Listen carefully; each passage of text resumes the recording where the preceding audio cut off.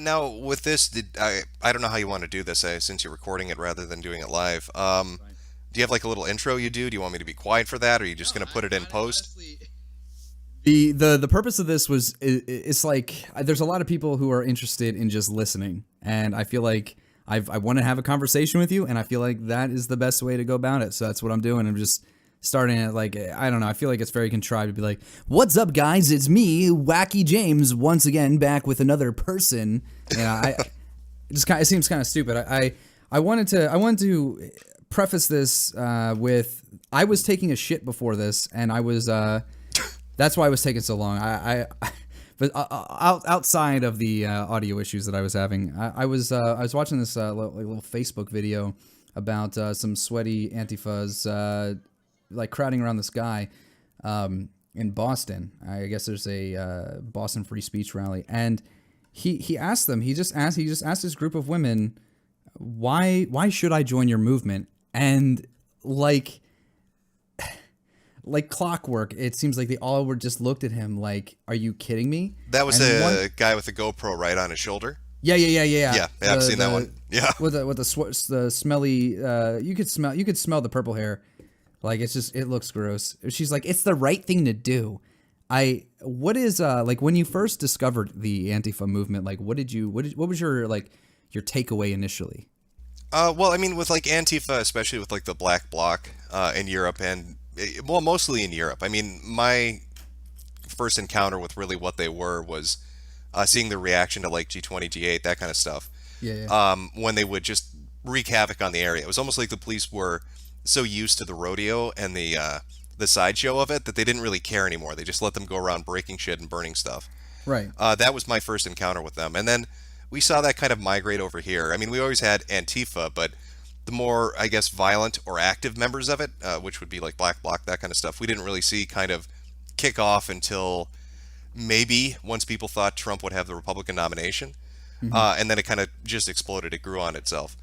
That was my first exposure to them. And my thoughts on them. I don't like them, and I don't think a lot of other groups that No. aren't necessarily opposed to what they might stand for like them either. You see that with a lot of liberals that encounter them. They'll Yeah. say, they'll say Democrats get the bullet too to them, right? Point blank. Also, yesterday in Dallas, because there were rallies everywhere. Last night in Dallas, BLM was holding a protest, and Antifa, Black Bloc people came in, and the Black Lives Matter people were like, "Get out of here! We don't want to associate with you. You need to get out."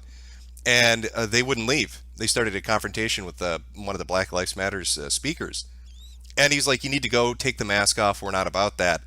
And he punches him. The Antifa guy punches him right in the face. And then after he does that, before BLM can react, they all start chanting, "We come in peace, we come in peace." And so that's a crazy thing about Antifa, especially with the Black Bloc guys. They don't really mesh well with anybody. I don't even think people that are necessarily on their side of the political spectrum like them, because everywhere they go, they start shit. And every group they interact with, they become, kind of violent about. And you can see that with like just again, basic liberals that are out to do their side of whatever a protest is, or Right. specialized groups like Black Lives Matters. When they encounter them, it's they just don't want to be associated with it either, because they know it's going to be a headache, that they're going to be there doing stuff that they don't necessarily agree with. And they did the same stuff they do at every rally, which is take like a bullhorn, put it up to your ear, and then blast it on full effect. And I don't even think they know what they stand for. yeah, it's like some really weird pseudo anarchist ideology of wanting the world to burn and break down systems, and we don't like authority of any kind. The Yeah, cops are bad. yeah, The yeah. government's But bad. why? But why? Because. Okay. All right. Well, you got me. Oh well, if you get one of them talking for long enough, usually it breaks down to, yeah, it's anti-authoritarian, but they can't differentiate between authoritarian and authority. So Right. anything that has any kind of power over them is bad. So it goes back to like the old libertarian joke of who will build the roads. Like they want some weird chaotic society where nobody's really In charge of anything. in charge of anything and nobody has authority over anybody. But when you're in that kind of situation, it's just pure chaos. And how do you protect yourself and your community and everything else? And yeah, it's crazy stuff. It seems like they've modeled a perfect world based off of what they've seen in like a what would be to us an apocalyptic, postmodern society. I feel like they don't really know what they stand for or what they want, but they just want everything to be like, you pay in pennies that were made from bottle caps, and nobody really tells you shit. You don't have to shower ever. You don't have to do anything ever, because nobody controls what I do. Yeah, it's. I guess the easiest way to look at it would be they're kind of like they're hipster suburbanite kids. They're usually in their 20s to 30s. They're usually white, usually from affluent families, usually from an educated background. I mean that's your general demographic of what Antifa Black Bloc is. And they always talk about how they hate authority and they hate anything over them and they think society's wretched and falling apart, but they've never really encountered hardships. Like it's like this ideology that doesn't connect to them on a real level, and so that's why I think their actions are so cartoonish, because they're reacting how they think they should react rather than how a real person would, and so they go out there and they become extra violent, and they become extra destructive, and it's just this weird disconnect. I look at them almost no differently than I look at like a teenage girl on Tumblr talking about her headmates. It's all playing pretend for the attention. Right. They like the idea of the cool rebel fighting against the system. They have this idea that they're living in the 60s where they've got some real cause to fight for, but that time has passed and they have nothing to grasp onto, so they're bitching about nothing at the end. Living in Seattle for the last, it's been 3 years actually to the day that I've been here, and I feel like if I were to say something racially ambiguous, let's put it that way, if I were to say something that would be questionable in the eyes of somebody who takes offense to things, I'd be more likely, like if I were to parade around, downtown Seattle saying the N-word, I'd probably get the shit beat out of me by like a white guy, a white kid, some white kid in his 20s that's studying liberal arts down here in, Evergreen College, than some black dude getting upset about the fact that somebody said the N-word. I feel like it's a movement that it's an every man's movement. Everybody can grasp onto the same idea. Not really know too much about it, feel like they're a part of something. Like, look at me, I did something for social change. That was me. Like, okay, at the end of the day, what's really getting done? You look like an asshole on live TV. I feel like national television kind of broadcasts all these kids in a very, very accurate way. A bunch of, like you said, 20 to 30-year-old kids who don't really know what the fuck's going on, just breaking shit in the name of, quote, social justice. Well, it's really hard to take an anarchist seriously when they're wearing skinny jeans and they've got an iPad. It doesn't really mesh well with the anarchist, lifestyle that they're trying to project. Right. But yeah, they usually take offense for other groups. And I think that's part of the reason why in Dallas BLM got so upset, because they know what they're about. They didn't want to be co-opted. I have disagreements with BLM, but at least BLM had enough foresight to be able to, spot them and be like, get the fuck away. We don't want any association with you, because you're not going to come in here and hijack what we're trying to talk about and make it some kind of weird communist platform for yourself. Now, were you familiar with the Philadelphia Police Department from like the 40s to the 60s? No, not at all. So my grandfather was a part of Darlington County PD back in 1958. And he said that a lot of the cops there were incredibly racist. They would literally just pull black dudes out of their like establishments and beat the shit out of them, and just for no reason. And I feel like that couldn't happen in a modern society as much as people say it does, which is why I had such a hard time grasping the actual movement, the Black Lives Matter movement. And I not that I necessarily agree with the level of racism that they're subjected to. I do feel like there is probably some legitimate concern, but I feel like at the end of the day, when you try to get yourself on a public platform to speak about something important, and you have a loud minority yelling, it ruins your movement. Just like if Trump protesters were in their little huddle outside of a Boston establishment screaming "fuck Trump," it's like, okay, well, you lump those guys together Maybe that's not necessarily reflective of the whole movement, but that's what people are going to see. Same thing with like going to the monument in Charlottesville. You get people that get lumped together, and then all of a sudden, it's almost like your whole movement becomes illegitimate at that point because you get lumped together with the one stereotype. So, what do you think about the Black Lives Matter movement? Do you believe that their claims are, or not their claims, but their concerns are legitimate, or do you kind of think like, maybe it's not as bad as they say it is? I think my viewpoint on Black Lives Matter is reflective of their inability to choose a suitable martyr. And what I mean by that is the cases they select usually involve individuals that were involved in some kind of criminal activity or something that led up to the confrontation where the individual got shot or killed. Right. I think it's an issue with them in particular with optics. They pick somebody that was involved in something, they get killed, they immediately protest that as some sign of police racism or violence. I can give you an example from Minnesota, where I'm from. Jamar Clark. Jamar Clark was somebody they picked. They said, hey, this guy was basically brutally executed by the police. They put him down on his knees and they shot him in the back of the head for the fun of it. Now, what ended up happening as this went on was it came out that Jamar Clark had a previous incident where he stole a car. He drove it like 30 miles an hour into a building.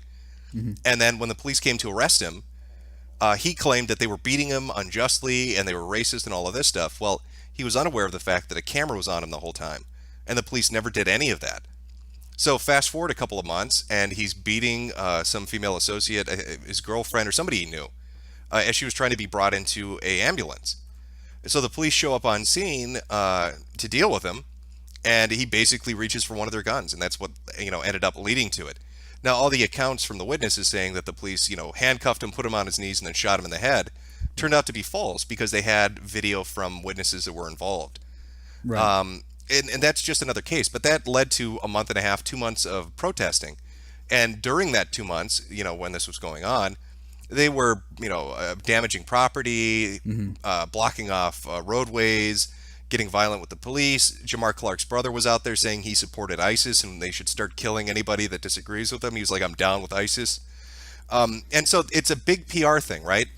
If you're going to go out and try to talk to the general public and sway them to your cause and say that, okay, there is racism in law enforcement and it needs to be addressed, then you need to pick people that were really, honest to God, unjustly dealt with. That's somebody who was shot for no reason, something terrible that happened. And when you protest it, you've got to do it in a way where you're not destroying your own neighborhoods. I mean, a lot of the time what you see is they talk about how racist law enforcement is or how bad society is, but then they go into their own neighborhood and they're looting their own stores and they're burning down their own shit.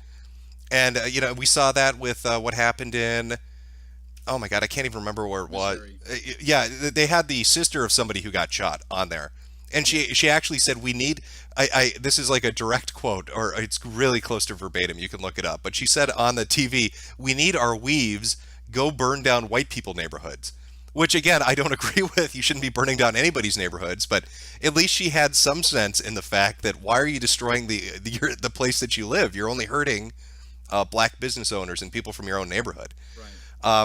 So I mean that's my take on it. I think if they were better at presenting their case and they were better at protesting the way they did, maybe they'd have a shot. But so far, all they've done is bring up people that turn out to have some kind of criminal record or were getting violent with the police or something crazy was going on, and then the protest that follows usually is violent. And there's a lot of anti-white sentiment with their protest.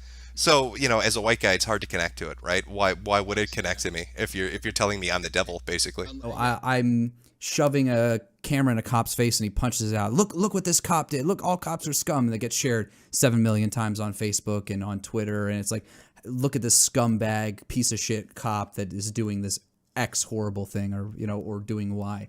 It's just, it's simple point and click outrage. If you can find something that tugs on the heartstrings of stupid people, then stupid people gather without actually taking, the time to actually look into what's actually going on. Right. I mean, cops deal with a lot of bullshit. That's not to say that all cops are great. Any profession that you look at is always going to have one or two assholes in it, right? It doesn't matter what the profession is. It becomes an issue when the asshole has authority, obviously, and has access to weapons and can fine you and jail you. So, I mean, I get that. But on the whole, I don't think most police officers, when they go through the program and become a police officer, are thinking to themselves, now I get to oppress people. I think they're thinking to themselves either the job pays well, or I want to protect my community, or they have some kind of personal reason for going into it. I don't think it's some, malicious intent on their part to get authority to, No. to suppress people. Our outrage culture, call out culture has really played into that. I personally think body cams and that kind of stuff will end up being what kind of wakes people up, because once they start to see more cops in their natural setting and having to deal with the stuff that they do, they'll get a better understanding of what it's like out there, and Yeah. understand that, when a cop shoots somebody or when he gets into a violent confrontation, it happens within a second. You know what I mean? Right. I mean, it's so quick. The difference between a live cop and a dead cop is like a second, and they have to be tuned into that because it's a dangerous job. It You, is. you know, Yeah. you pull somebody over, you're dealing with somebody, and they start reaching in their pocket, they're reaching behind their back, they're reaching in between the dash. You don't know what they're going for. So you have to have that mentality as a police officer of, is the situation dangerous? How do I deal with it? Because you're out there and you're dealing with people that are violent, you're dealing with people that are crazy, and that's in Right. every single community. I mean, I'd love the idea that we could live in an America, like the 50s, right, where front doors are unlocked, kids are playing on the street, and people trusted each other seemingly. Come home when the lights are, off, sweetie. Right, but we don't live in that age anymore. No. And so any kind of job, even as like a security guard, a cop, anything like that, you're going to be dealing with people that either don't like you, want to screw with you, have some reason to try to evade you. But again, like I said, that's not to say that there aren't incidents where cops do stuff they shouldn't do, or cops are Right. crooked, or cops are violent. But if you're going to start some kind of a protest movement to deal with that, then you really need to bring forward good cases that help to prove your point, and not just pick the most recent guy that got shot or the most recent thing that happened and act like that justifies your outrage, because you're only damaging what you're trying to protest about. And I think Kind of like that's the boy who always cried wolf. right. And I think that's always been the problem with Black Lives Matters. I just they need to pick again better martyrs for their cause. Now, one of the things that I discovered recently is your video when you were talking about the RuneScape community. How'd you come across that the Reddit post, or how'd you come across the outrage behind the like the gay pride parade or the gay pride event in RuneScape? How'd you come across that? I'm fairly certain somebody messaged me and said something to the effect of, "You should go take a look. It's pretty funny." Okay. Usually I like to, even if I'm not involved in a community, I like to watch things play out. It's that kind of old, I guess, voyeurism. I don't know how you describe it, but I like to be able to kind of watch and see how things play out. So they're talking about something going down at RuneScape. I went to, or old school RuneScape. I went to go check it out, and just kind of reading through stuff and seeing what people were upset about. And I was like, okay, I get it. I get why people are mad. And then looking at the reaction, I think what really tilted it for me and made me want to do a video on it was the reaction from the moderator. In relation to Monarch K, how he was reacting with the community. And I was like, that he's really coming off dickish. And so I looked into it more, and I was like, I'll probably do a video on this because it's pretty interesting. Usually watching stuff like this play itself out in a gaming community is interesting. I mean, it reminds me of what used to happen to people on like BioWare forums, where if you if you criticized a game or something, the mod would instantly come in and scream at you and like ban you. Right. And so I was like, okay, because it was my understanding, and again, I'm not a RuneScape player, so I could be wrong about a lot of things, but it was my understanding old school RuneScape started off as like, it was at the 2007 version or something, or 2008 version, and it was originally like a pay for model, and then it went free later on. But from what I understand was it was built on the idea that when they were going to do something or tinker with something or do some kind of a event, they would talk with the community or see what the community's feedback about it was. Exactly. And it seemed like they completely bypassed that. And then when people started getting upset for the various reasons that it upset them, it seemed like the people in charge and the people, mod accounts and that kind of stuff, were mocking them or talking down to them. And tried to delegitimize their feelings towards the situation. right. And, my perspective on that is when you have an older game with a dedicated fan base that's hung on as long as the people in RuneScape have, Yeah. You probably as a company don't want to piss them off because it's not like you're going to get a lot of new blood. I don't hear a lot of 13 and 14-year-olds walking around saying, "Hey, let's go play old school RuneScape." Yeah. You know what I mean? So it just seemed really counterintuitive how they handled the situation. And that's not the first time that that's happened. I mean, you have the whole reason that the game came out was because nobody, and I say nobody because it's an overgeneralization at this point because there's not a whole lot of people to defend it, but there are a lot of people. If you just go on like Facebook and go on RuneScape meme pages, there's a lot of people that man, I quit in 2012 after they introduced the evolution of combat, which was like this really clunky version of what general MMOs are. You know, it's had buttons like that you can press for abilities like in World of Warcraft 1 through 9, and you can keybind and stuff like that. But the problem is like the game is, you know how RuneScape plays. You know, it's click to move. It's on a grid-based system, and no matter how tiny you make those grid squares, unless you have a free movement, like it's kind of hard to have a combat system that you click and wait, you know, adding abilities to that. You're just they hyperinflated the numbers, added abilities, and that was pretty much it. But there's no targeting system. You know, there's no like mechanical incentive to be playing RuneScape with, you know, abilities, because when you click an ability that maybe has like a target, it will literally walk your character to the target. So like if something has an unavoidable or an avoidable mechanic, you literally will just walk right into it if you accidentally hit a button, which is kind of stupid. I want to say it's like artificial difficulty. That is not really difficult. It's just kind of like there, and if you fuck up accidentally, then you're punished for it in a way that, like, if you were playing a classical MMO, it wouldn't have happened because you could have just moved right out of it or paid more attention.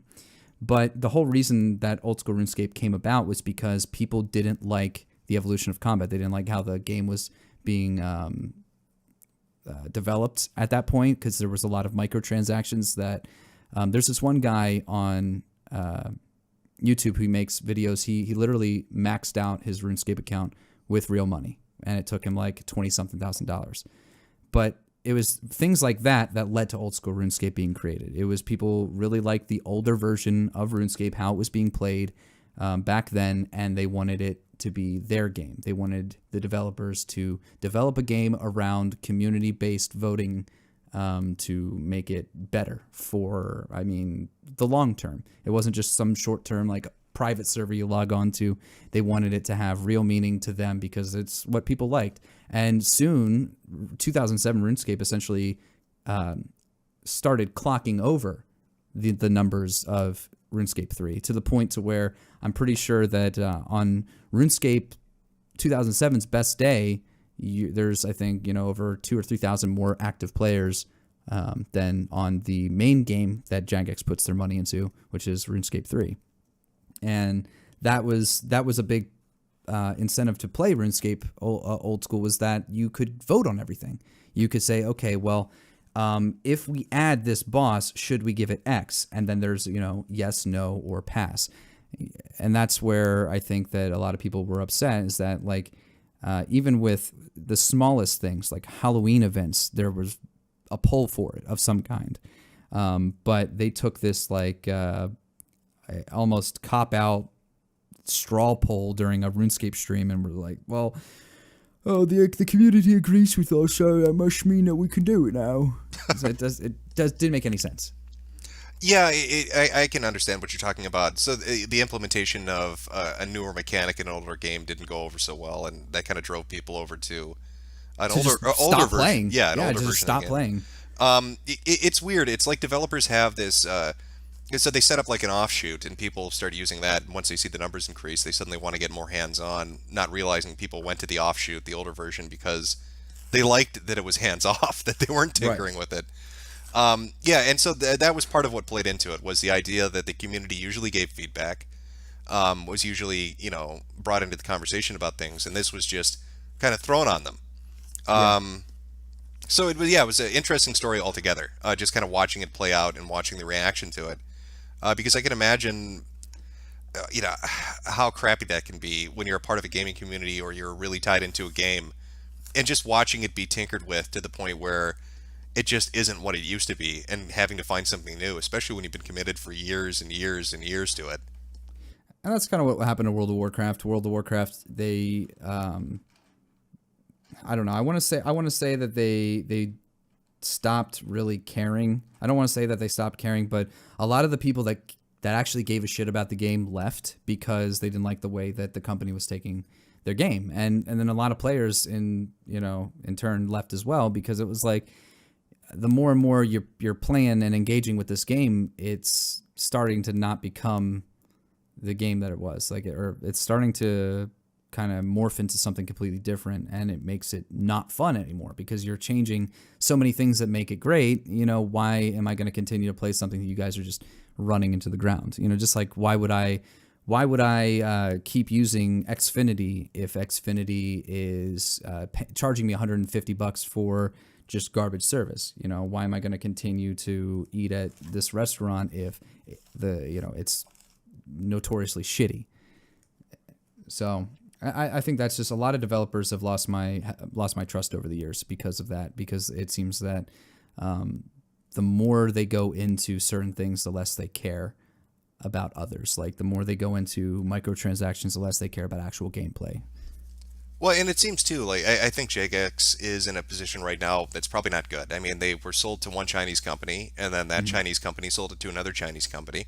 So they probably don't know what to do with the assets and the properties. And so really you only have the community to guide it, to try to at least get their message out and be like, hey, this is why we like this is why we are involved with it. And so if you've got people at that middle level between the upper company and the player base, as moderators or people running different things, and they're not really taking any feedback, it's just going to destroy it and drive people away. And again, with something that old, you can't really afford to drive away your older player base because you're not going to have new players come in to fill that gap. Right. And there's like 3 or 4 different types of people that play, RuneScape. There's the people that play for the nostalgia, the people that are new, that enjoy it, that they fall under that nostalgia category. But then there's another group of people that literally play the game for money, like because it's currency, RuneScape currency, World of Warcraft currency. Apparently, every currency in any sort of fantasy video game is worth more than Venezuelan gold or Venezuelan the dollars. I mean, RuneScape gold is worth like $1.14 a mil, and people pay a lot of money for it. There was this recent controversy where this RuneScape streamer who does like a version of like 50-50 staking. It's literally just gambling, but it's 50-50. He sold about $20,000 of RuneScape gold, and you say that $20,000, what the fuck? But he's not an anomaly. There's several, I would say, groups of people who have that kind of money, being trafficked monthly, weekly, just depending on how dedicated they are to it. And then you have like the people that play competitively. They play for experience gains and shit like that. But the more and more that they start catering to one or the other, like they either cater to the new people or they cater to the old people. It's kind of like for a really long time, what I've gotten is that they don't really give a shit about the person behind the computer screen. They just care about how are they going to continue to get the subscription in the most general way possible.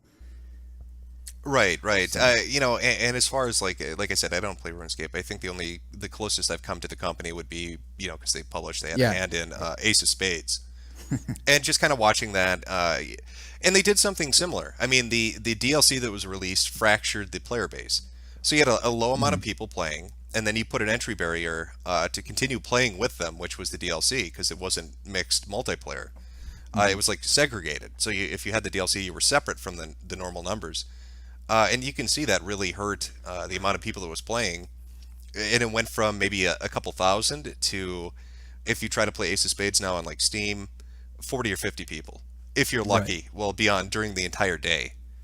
That's kind of sad too, because Ace of Spades, like when it first came out, I mean, perfect example of graphics don't make the game. Like it was a fun game that you could sit there and waste, I mean, I say this and it'd be like, oh, how do you waste that much time in a single sitting? I'm 6-7 hours just sitting there, shooting people with little squares. It was right. A lot of fun. Yeah, it was a good game. It was a pretty good game. And I know they changed it from the original free version, but even with that, they still had like the classic mode and stuff. So it was fun. And then the DLC came, it broke the community.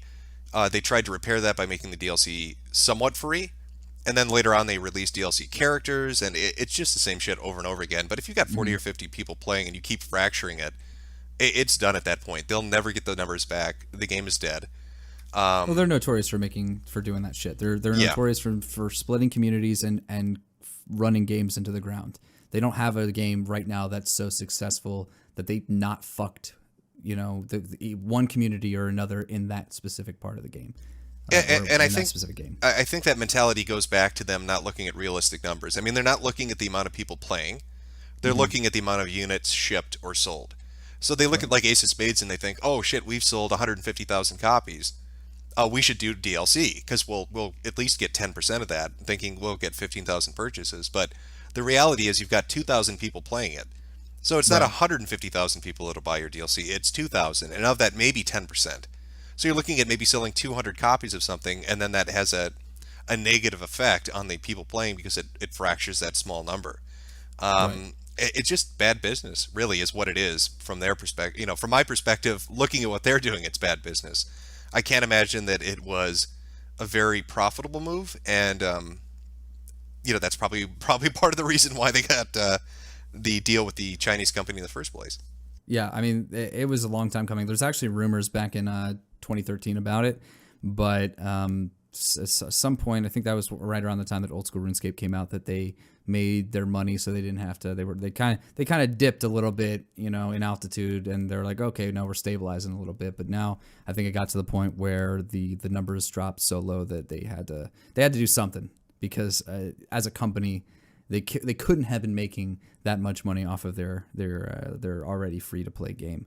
But there is a lot of incentive to actually buy membership, because Old School RuneScape, I mean, if you're not even a veteran, but even if you enjoy the game in any way, it's a lot of fun once you start getting into it, because it's instant gratification. It's like the mouse and meth. The mouse presses the button, gets some meth. Like it's like that. You sit there for 10 minutes, you get a wood cutting level. Oh my god, that's cool. I got a little pop up that says congratulations, I got 37 wood cutting. And you go on and you do something else and you get a little notification. You keep trying to hit that button, and some people, they get sucked into it and they love it. And so I can see why Old School RuneScape does it, but there's just, as a company, that's not their bread and butter anymore. They need to focus on a lot of other things. But one of the things that I was looking at recently is the drama in other gaming communities. Like, have you been keeping up with like all the stuff that's going on with like esports and stuff like that, like League of Legends communities? Like they do. They travel quite a bit to different countries, and there was an article recently published that like companies, like hotel companies, were going to stop hosting these YouTubers and these streamers because of how much damage they cause to these hotels and these establishments. You see anything like that recently? Well, no, I could imagine YouTubers being a pain in the ass once they start to get a big enough following. Yeah. Like as far as esports, I used to watch like Brood Wars back in the day, but I mean that was always like Koreans playing. Yeah. And so you had to wait for a translation to come through, or you had to get English commentators to really kind of follow along. And watching that was pretty fun because it was really new at the time and entertaining. But aside from that, I really don't keep up with esports. I know Right. some of the scandals that have gone on with the fake gambling sites, stuff like that in CS:GO. CS:GO. Yep. And I know a few, scandals about cheating. There was one guy at a Smash tournament that made a joke, and everybody was like, "It's so racist. He needs to be thrown out." Stuff like that. But outside of one or two events, I really haven't kept my ear to the grindstone as far as like esports goes, because it's not really something that I follow too religiously. The only reason I mentioned that is I got a little notification on my phone that was like this Reddit post about some guy that I was shifter, some League of Legends dude. I don't know what he did, but I was like, there's a lot of different drama. Like RuneScape's got a shitload of drama. I mean, I could talk about that shit for hours. There's the girl that faked cancer for money. There's fucking people real world trading, owning their own gold sites, their own gambling sites. I think the biggest problem with a lot of drama, especially like RuneScape drama, is that people they don't own up to shit. After they're caught, they continue to kind of just be snakes in the grass. They're like, oh no, I did it for this reason, and we're still cool, right, guys? It's like, no, you fucked up. Just say you fucked up. And a lot of people, like it, especially drama related stuff, will just inflate the situation real bad, and it'll just get worse to where they get fucking picked off the face of the map.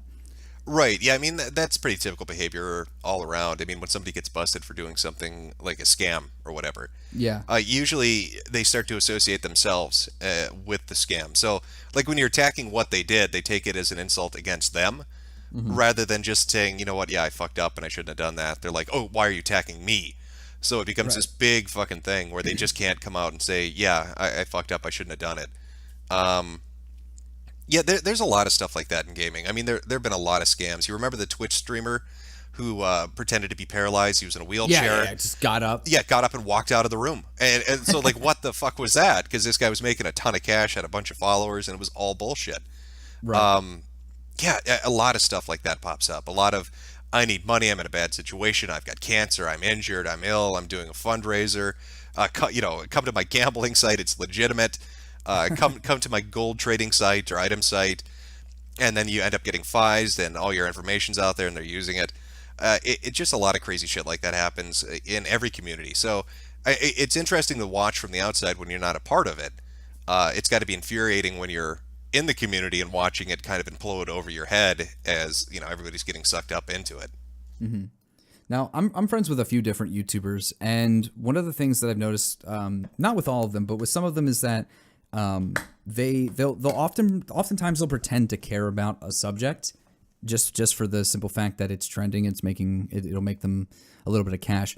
How do you decide what to make a video on? You're talking about like life in a tent Just scenario yeah, where they're yeah, kind of exactly. Like obviously you said that you what threw you over the edge was the Mon Case response. So like when you're seeing something, when is the creative snap? When do you say, okay, I'm making a video on this, I'm gonna start working on that? I guess humor or anger. Usually, if I find it funny, like the deviant stuff, which is Yeah. just laughing at really ridiculous shit, or I find it interesting, like Internet Insanity, where you're watching like this almost soap opera, like a telenovela play itself out, and you're like, holy shit, I gotta do a video on that. Or when it makes me genuinely angry to a point, which would be like Howard Schneider, which was the dentist that was torturing kids without using anesthetic and Yeah. pulling out their teeth. He'd get an 8-year-old, strap them to a chair, and then not use any Novocaine or gas and rip out half their teeth. Oh shit. Yeah, it was some brutal shit. And I did a video on that. I got a lot of pushback from people on that at the time, saying, "Oh, what proof do you have that that happened?" Well, not only has he had 100 civil lawsuits filed against him, he lost his license. He is arraigned on like 8 or 9 different charges for Medicare fraud, for injuring minors, and he got a psychological evaluation saying that he was unstable and not able to go to court. So basically, they're saying this guy was crazy and he was operating on kids. So like, and there's a video of it. There's a video of a 4-year-old strapped to a chair screaming as he's drilling out his teeth. And watching that pissed me off. So I did a video Who on that. filmed that video?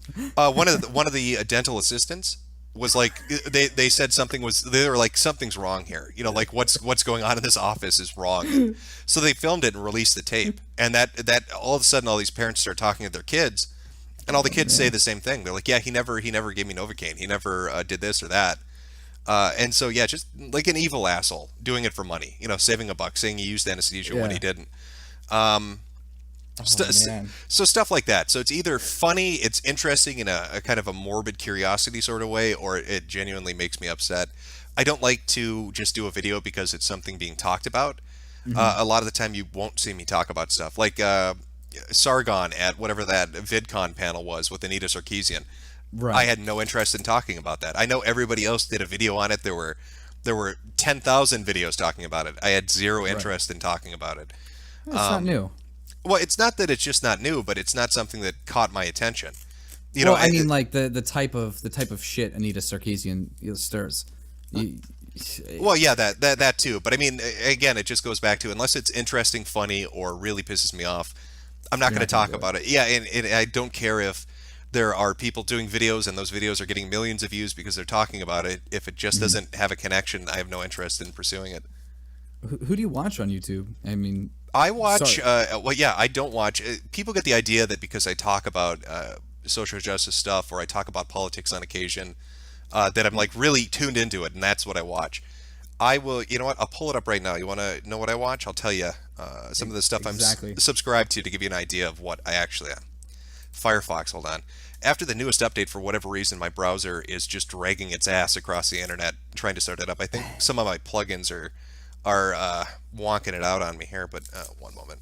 I've been using Chrome for the longest time now because every time I use Firefox, like Firefox for the longest time had this problem where it would just keep crashing. It would constantly keep crashing on me, and it pissed me off to the point where I was like, okay, I'll use Chrome. And I started using Chrome, and that didn't do me any good because it's just, I don't know what I don't like about Chrome, but every time I get on, I just have this little aneurysm in the back of my head, and I'm probably gonna die soon because of it. Yeah, so this is the kind of stuff I watch. I watch a podcast called Old School Wrestling.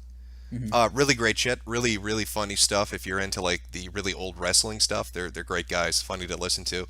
I watch Twin Perfect, guys that did the Silent Hill review videos, and they do like gaming Okay. stuff. Cross Counter TV with like Gutex and stuff. I like that. So a lot of gaming stuff. I watch like Your Movie Sucks. I'm just going through the list here. Like comic review stuff, like Comic Island, that kind of stuff. And then like Viola Attack is like a YouTube channel from like 2007 that has an archive of almost every uh, Brood Wars Korean match with English commentary on it, which is really great to go back to and kind of watch. So it's gaming, it's comic books and movie reviews. That's what I watch. It sounds like a lot of spare time YouTube. It's like I go on it, I go and watch these guys when I got a little bit of time I got to kill. Yeah, yeah, or something like Digital Foundry, where they're talking about like a game, the frame rate it has, any issues it has. I'll watch their stuff too. Now, like as far as news sources, like you're obviously kind of more in tune with the world than some people. Obviously, you kind of have to be to talk I want to say confidently in issues, and especially in like videos that you've made. So like who do you go to for news? Like I mean, I'll say it right now, like I don't pay attention to the news because I mean, I got my phone, but I just do other things, and I watch Philip DeFranco, and I'll listen to the shit he says for like 10 minutes, and that's it. And if there's something missing in that, then I'm gonna be the shocked guy that like, oh, did you hear that 6 people were raped by Muslim immigrants in Philadelphia? I'll be like, what? No way. When did that happen? Like 6 days ago? Oh wow. Well, yeah, as far as news goes, I don't really trust anybody. So generally what I'll do is if like something pops up, I'll go read the article written about it on at least like 5 or 6 different sites. So like I'll pick like 2 or 3 left-leaning ones, 2 or 3 right-leaning ones, and then usually what I find is information that lines up between those And is just kind of make the story. is like the root of what might be going on. When you can yeah, like you use them to counterbalance each other and eliminate the bias, and you have a little chunk left over that gives you an idea of what to like look What into. really went on? Yeah, what to look into, and then I use that information and I look into it as best I can to kind of see, I guess, what happened. But I mean, everybody, like every news site you go to is going to have a bias one way or the other. Course. You can't really expect to get anything straight up. There's no real news wire service anymore. And so the onus is on the user to go find that information on their own. Now, if it's like an online community thing where it's not like national news, usually I try to look into it myself. I'll see somebody talk about it in a thread maybe on like V or Poll or something, or just some kind of a forum I might frequent, and then I'll like use that as a starting point to try to find out what's going on. But you can't expect to have anybody give you anything that's remotely true anymore.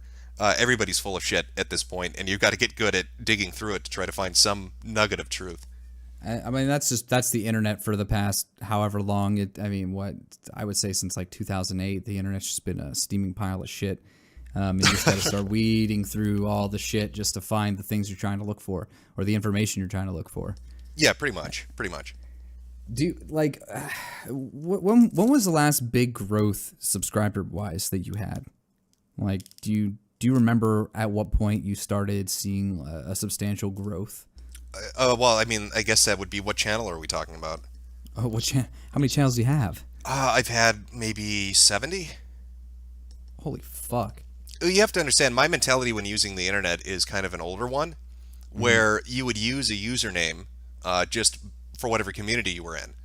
So, I'd make a YouTube account related to a username on whatever forum or community I was a part of, and then Right. the videos that were up on that were always usually related to that specific group. I didn't really start doing YouTube videos under like a unified name until maybe 7 years ago, Oh maybe wow. 7 or 6 years ago. The Metokur account that I'm on right now is only about 2 years old. Right. I think currently it's sitting at like 160,000 subs. Uh, the last big growth started back in February, and that would be when I started producing consistently. Usually it was just I'd put up 4 or 5 videos, and then I wouldn't do anything for 3 months. Um, but when I I understand started, that. yeah, when I started putting out videos consistently, and people could rely on that on a a regular basis, I started seeing the numbers kind of rise. And I think that would be the same with anybody. If you're going to do something and you do it well, or you do it consistently, or you do Hmm. it both of those well and consistently, you're going to see an increase in traffic to whatever it is you're talking about. Right. I can't like pinpoint it on a specific moment and be like, okay, it was this video. I mean, I talked about Shia LaBeouf, right when it was starting because that had my interest. Was Right. watching him do this art protest bullshit, and that video got sorry, I'm just getting over a little bit of allergies here, and that had about like maybe 500,000 views in a Yeah. couple of days. But the most popular one I put up was the Tumblrisms, which is on the account, which is like a million, 1.1 million, and that just was a slow, continual growth. I'm not really like a huge metrics guy. I know some YouTubers are really into that shit, and Right. they'll track the numbers daily, and they'll try to find out what the trending topic is and how to get the users engaged. That again, it goes counter to what I'm into, which is it interesting to me? Is it something I find funny or Is it worth unique? spending my time on? Right, basically, yeah.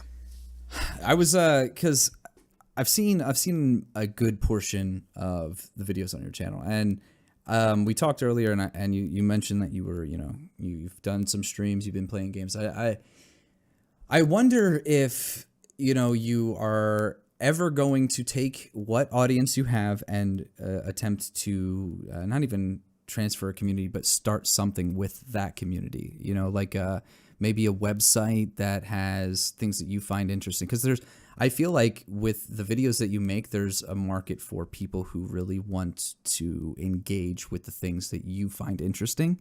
And it just shows with the first day of you putting out a video, you're sitting at 100,000 views. So you're out of 160,100, and or 905 subscribers, you have a fairly decent portion of active people who engage and participate in what you put out. So I'm wondering if that's something that does that interest you, like putting Uh, your I will give you the truth. If you want to know about running a community, it's always a nightmare. You can oh, ask, of no, course. you can ask anybody that's ever gone in to try to make a website, whether that's something like 4chan with Moot, whether that's something awful with Lotax, Mhm. Richard Bauman with eBaum's World. It doesn't really matter what the community is. It will eventually lead to the creator going insane or being depressed or wanting to get the hell out of Dodge. Like it Right. just never turns out well. And you know, the last thing I want is to be driven insane trying to manage some kind of a community or a website. It's not something I'd be interested in. I don't really have an interest in trying to say, hey guys, come over to my X, website, Y, or and hey Z. guys, Right. come over to my forum, because right now is the way things are. It works out semi okay, but there's some stuff coming down the pipeline as far as running your own website that I think are going to be issues for people. Cloudflare, usually, which is a very neutral company, Right. recently dropped its protection services for the Daily Stormer. Oh Uh, wow. even though the Daily Stormer is what it is, it was very weird to see Cloudflare do that. A DigitalOcean, which is kind of like a GoDaddy, dropped Hmm. its services for Patreon.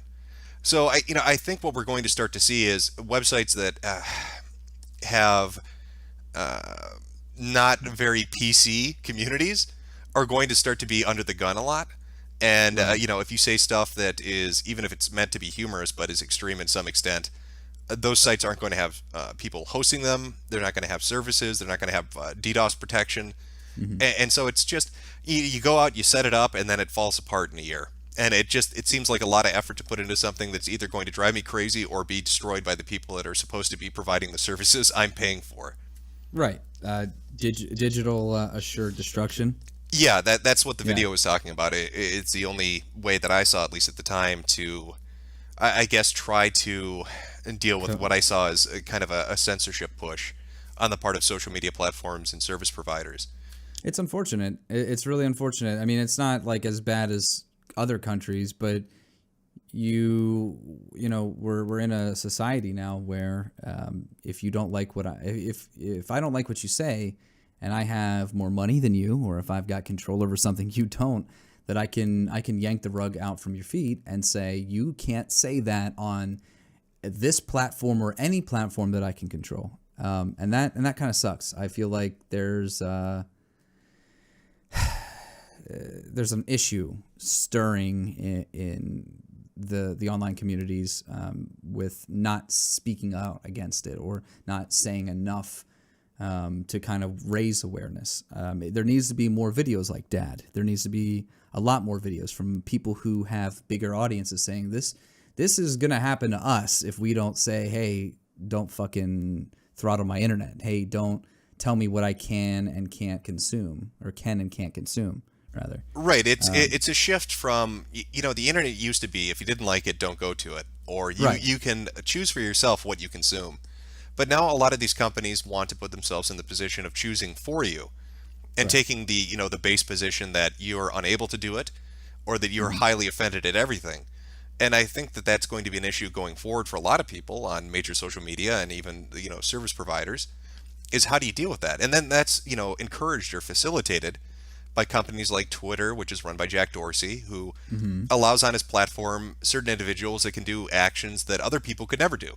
So you've Right. got accounts like Yes You're Racist, which is run by a Huffington Post writer and editor, Of course. Logan Smith, who's doxing people.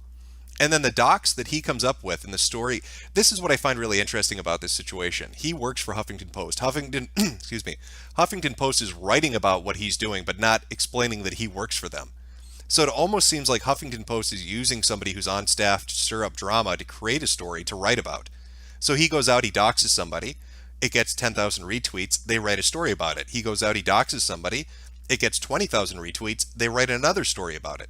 It's very bizarre stuff that's going on, but if that happened in any other circumstance, if that was a Breitbart writer, and that People would be yeah, outraged. and that news site was Breitbart, Jack Dorsey would drop the hammer on them so fast. They would be off platform. It'd be like what happened with Yiannopoulos, where he was fighting with whoever the Ghostbuster actress was, and he's off site in an instant with no chance to really appeal that. And hell, I mean, Logan Smith, this I think it's Logan Smith, this writer from Huffington Post, even had a Patreon. So he was making $3,500, $4,000 a month doxing people on Twitter, and that's a huge violation of Patreon's terms of services. You can't dox people, especially you can't make your site or your service about doxing people. Right. Luckily, I will give Jack Conte credit. He did pull that down. He did that video about Lauren Southern, and then it's going down and saying, hey, we're trying to create a system with manifest observable behavior.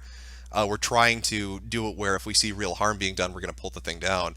And true to his word, at least after that video came out, he did take Yes You're Racist Patreon down, saying that it really did violate what they were trying to do. But it's crazy stuff. There's some weird shit going on, and I guess back to your original question, yeah, I wouldn't want to. I wouldn't want to run a website right now. Maybe not even a website, because like I know you do this stuff for fun. You don't make money off of your YouTube videos aside from what you maybe get from your Patreon, which is great. I think that if this was another time, I would say that you're hurting yourself, because it came to a lot of our attentions that YouTube would actually not recommend your videos as often or as in a large amount if you didn't have your videos monetized. So one of the things that I realized is that YouTube doesn't really give a shit about, and this isn't a new realization, but it was at the time where all of my videos and I mean, if you take some time to watch some of my older videos, they're all garbage. Like, all my videos are garbage. I know I came to that realization like a long time ago, because I noticed that I wing things way too much. I don't actually put a lot of effort into it. I just kind of do it, and then if it sticks, it sticks. And I want to stop doing that, because I enjoy making things that people like watching. But the videos that were at 300-400 views, I monetized it, and within a month, every single video, I would say quadrupled in views, and I have the metrics too. And it's so sad to see that, like, if I want to be a little bit humble and to say, hey, I don't want to make money off the things that I make, I just want to do it for fun, that YouTube will literally like push you down and say, oh, well, you're not making us money, so we're gonna give priority to some guy that's like shit posting pictures of his dog's progression of out of 365 days, or epic Vine compilations. Well, I mean, it sucks. there's a game to be played on YouTube. I mean, it depends on what the mentality you're going into it with. And yes, it's changed a little bit with their limited state and everything else. But I mean, you've got two choices. You can either do the videos that you like to do, and if people like it, they will find it eventually. Right. Or you can play the money game and do the videos which are popular. And the videos which are popular and blowing up right now would be compilation videos and list videos, which Yeah. are relatively very safe and really easy to make. And they're white noise, so people consume a lot of them. They'll have one and then they'll watch it and click another one, not even really thinking because they're not paying attention to it.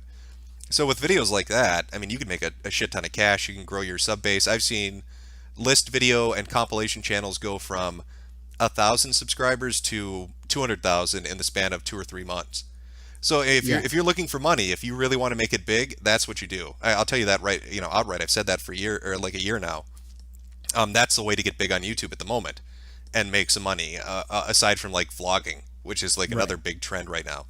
But I mean, it cycles of the internet. It's the things that are kind of popular or not popular. Early in YouTube, you had a lot of really kind of basic stuff, and then it moved into, like, I'd say almost atheist versus like creationist stuff was really popular for a while. Yeah. And then it moved in, Thunderfoot and then it moved Amazing Atheist. into like Let's Plays, and then it moved into Retsu Praise, and then it moved into, it's like you've got like 3 or 4 years to find a Yeah. trend and to exploit the trend. So you got about another 3 years. If you really want to make money and get big on YouTube, my recommendation would be set aside any interest you have in the video and just do list and compilation videos. It doesn't even matter what it's Quite about. literally. Yeah, quite literally. You could do 10 deadliest sharks or some dumb shit like that. And you Top 5 dogs that got blown away by LAPD. Right, and you will have 500,000 views on that thing within weeks. Because so one of my friend Kevin and I were talking about like videos that we could make that everybody can consume, and it's like it's literally just about titles and phrasing. Like I could literally make a video, and I was, as a joke, because he was asking me if it was worth getting a PS4, and I said, "Is the PS4 worth getting? Check out my newest video." And I thought about it for a second. I'm like, that's an everyman's video. Like I can make a video 3 to 5 minutes long that. Is the PS4 worth playing? Well, with a lot of exclusives and the updated graphics, I would blah, blah, blah, blah, blah, and just fucking write a script and show some exclusives like The Last of Us and I think The Order 1886. I don't know if that's exclusive, but it's one of those games that people enjoy the hell out of. It's just like, it's an everyman's video, and that's what list videos are. And there's this one guy named Fab. He literally just takes memes and puts them in 11-minute sequences. And I'm not even kidding. I joined his Discord a week ago, and he's gained 13,000 subscribers. And it's literally just fucking like your average Facebook memes compiled into 11-minute videos. The other thing I'd say is occasionally people will capture like lightning in a bottle with a presentation or an idea. One I came across recently was a guy named Chubby Emu. Chubby Emu, I think is how you pronounce it. He had like maybe 20,000 subs. His videos were about health stuff, eating right, keeping healthy, that kind of shit. Really basic stuff. He did a video a week ago that has like 2.3 million views already, and people are going fucking batshit for it. Right. It's like, imagine, like, have you ever seen the show House? Yeah. Okay, so like imagine House mixed with like Rescue 911 or Unsolved Mysteries. Oh, okay. And he's basically presenting a medical case and going over the details and kind of following it. It's a mom who drank 3 gallons of water in 2 hours. This is what happened. And like that's exploding. And he asked in the comments, do you guys want like a Medical Monday kind of mystery thing? And he got a shit ton of responses. People were going crazy for it. Like, yes, do this. And I guarantee you, if that guy makes those videos consistently, he will be at probably millions of subs within a year. So like if you occasionally will stumble across something that can really work. This guy probably has gold. and if he follows up on it, will be a very huge YouTube channel. I don't know if he will pursue it or not, but outside of something like that, yeah, list and compilation videos are the way to go, or being a vlogger and a Vine compilation kind of stuff are pretty popular right now. I mean I understand most trends, and it's just like the drama trend where you had Keemstar and people just digging into each other's past. That shit was like that was vicious. Like But yeah, but I you mean, Keemstar has really carved out a niche for himself. I mean, he is YouTube drama news. He's like TMZ for YouTube, basically. Uh, what is up? Like he's got his own little label, man. but I mean, that's what he's known for. So it's weird. People were doing that for the longest time, but now when you talk about YouTube drama, people are like, "Oh, Keemstar." Like he Exactly. was able to associate his name with that idea. And so he's probably going to be. I mean, he's shit millions of subs already. He'll probably be 5 to 10 million by the end of it. The thing is, like, people stopped caring. If their YouTube drama kind of dropped off like the end of last year. Like once Leafy and once all the stuff, like once iDubbbz made, and I don't like following. I don't like subscribing to this idea, but it's every time iDubbbz has made a content comp, that person has been significantly, like very significantly less important on the site. Like Leafy, the way that Leafy responded killed his channel. I would say that is Well, more I than think iDubbbz did. I mean, the way I liked the video. I know what you're talking about. The one where he took him down and made fun of his chin. That yeah. was funny as shit. I mean, let's be honest. It was funny how he presented it. And so yeah, I mean, if Leafy had a better response, maybe he would have done okay. But again, there's a very like the weird thing about YouTube right now, at least specifically with YouTube, is the gap keeps shortening. So like if you started a channel right when YouTube was young, like 2006, right? It would have taken you forever from 2006 to maybe like 5 or 6 years to get to 100,000 subs. But then Right. if you started it in 2010, it would have taken you 2 or 3 years. And if you started in 2014, it would have taken a year. Well, now you can do it in months. Like your shelf life on YouTube is getting shorter and shorter and shorter as the user base increases in numbers, because the Right. next new thing is right around the corner, and you're not going to be able to compete because it will do it in a new, innovative way, or it'll do it better than you do it. So Leafy, he's still very big. He still has a big, large channel, and he still gets a lot of views. But compared to when he was at his peak, it's nothing, and it's Yeah, just going to continue absolutely. to decline. I mean, it was there and it was gone. And a lot of channels are like that. They're really big, and then they just completely disappear. I mean, I wouldn't say that the main reason for that is that between Leafy and why Scarce was never more popular than Keemstar is because Scarce and Leafy, they're like the Olive Garden of YouTubers. There's just one big word salad getting tossed around for 10 minutes. Scarce would say some shit like, "Hey, what's up, guys? It's Scarce here. Got a couple new topics to talk about today. Some crazy stuff's been happening recently. Apparently, this guy actually died. Super crazy. I guess he died. Like he stopped breathing, and then he just died. So he would just like he'd keep repeating the same thing in different ways, and then Leafy would just like, this guy literally looks like a fucking raccoon eating a flaming pile of shit. Like he is literally a retard. Like he just saying nothing for 10 minutes, and that's why eventually like both of them they just kind of dipped off. Keemstar kind of just I don't know. I don't really like Keemstar that much. I am very neutral feeling towards him now, but it's like he says, "Hey, this is what happened. This is what's going on. This is how I see it, or this is how I know it to be right now. More on this later." And that's why he's doing so much better than Scarce, at least in video views a month. And I want to say overall as a channel. Not that there's nothing wrong with Scarce, but it was just a whole lot of nothing being said for a really long time. Well, and And eventually, with all three of these too, like Scarce. Well, maybe I should say I don't know much about Scarce, but with Leafy and at least Keemstar, they were still around and they were big right before the monetization cut hit. yeah, So they made a lot of money. If I remember right, Leafy got hacked and they were like, he's got like $2 million. Leafy made in June 2016. This is from somebody that I know that knows him. He made like $143,000 in a month. That month, he made over I don't even want to say the number, but he made a lot of money. Yeah, a lot of money. So I mean, A lot of money. if I were Leafy, I mean, yeah, I'd be pissed off that iDubbbz nailed my ass and that my numbers have dropped off. But at the end of the day, you're sitting on millions of dollars, so who really gives a fuck? Literally, and Yeah, what, he 23. yeah, he's set for life. He will never have to work for the rest of his life. He'll have a very comfortable, happy life. He'll be able to buy a house that he wants, a car that he wants, do whatever he wants. He should probably move out of Seattle then, because that's just expensive as fuck. So I mean, from my perspective, yeah, again, it sucks that his channel went to shit after iDubbbz roasted him. Yeah. But at the end of the day, he's not going to give a shit in 2 years. He'll look at his bank account and be like, whatever. I made a shit ton of cash. Yeah.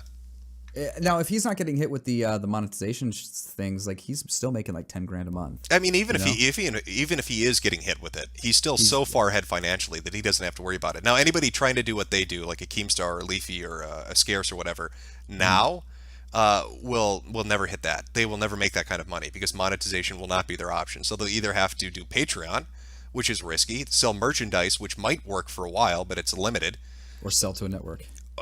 Sell to a network might have some benefits, but they'll probably have to do like independent sponsorships, and I don't know who's going to sponsor that kind of content. It's going to have to be a company that's not going to pay out a lot. So I don't think we're going to see a lot of YouTube millionaires based off the content that has been standard for the last decade. It's going to have to be something completely different or something really mundane and tepid. And that's why I really, I mean, if I start putting out consistent videos, my biggest thing is like I really would like to move to a different platform. Like I would like to just do live entertainment, live Twitch stuff, because I enjoy interacting constantly. Like I like making videos and stuff like that, and I wish that I could just demonetize my videos because I don't want to waste people's time with ads when I know that I'm not going to make anything off of it, and even if I did, it's like it doesn't really matter. But like I enjoy the Twitch side of things, and if you have a decent following, like if you put a video out tomorrow that explained how you were going to do Twitch, and things like that, and you got some sub emotes made and pre-applied for your partner, you would get so many subscriptions and you would get so many people willing to watch you pretty much do anything, especially if you were engaging constantly.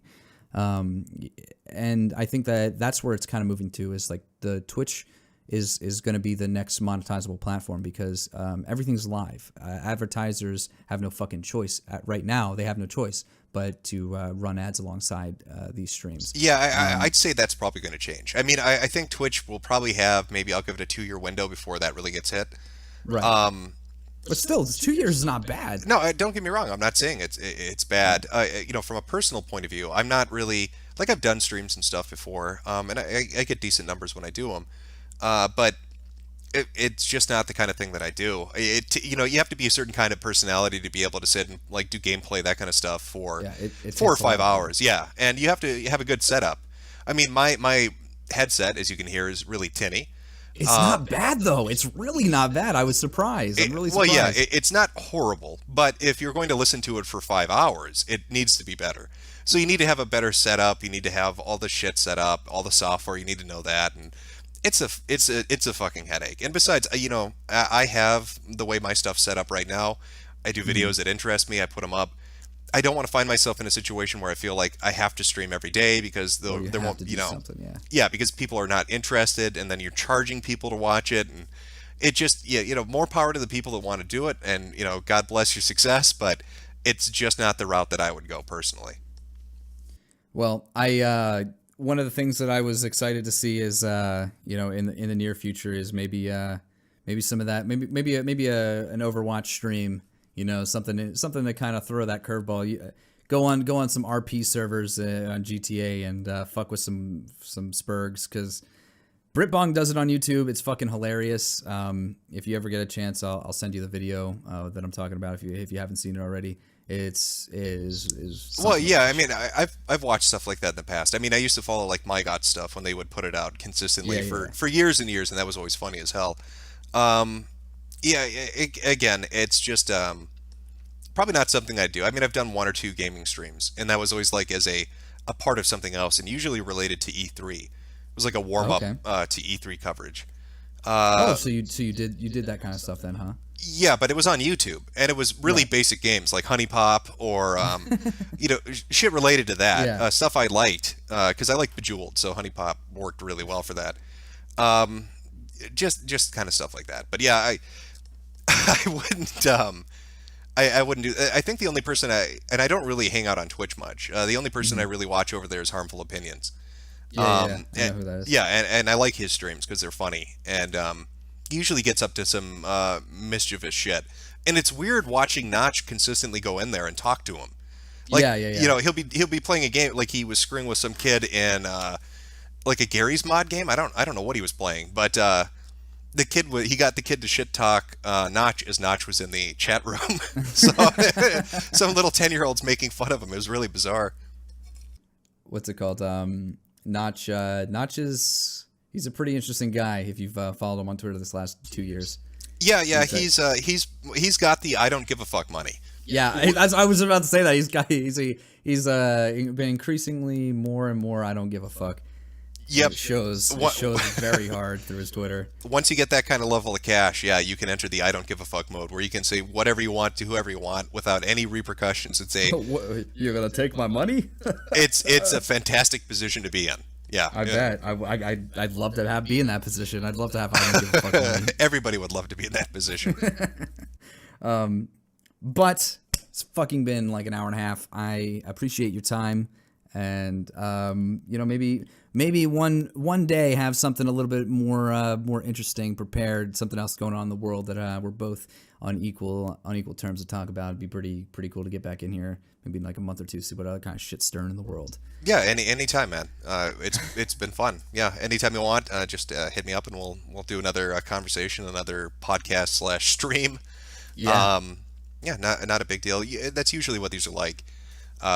It's just kind of shooting the shit for an hour to 2 hours and talking about various topics. So And that's what I like. I'm gonna end here. Stop.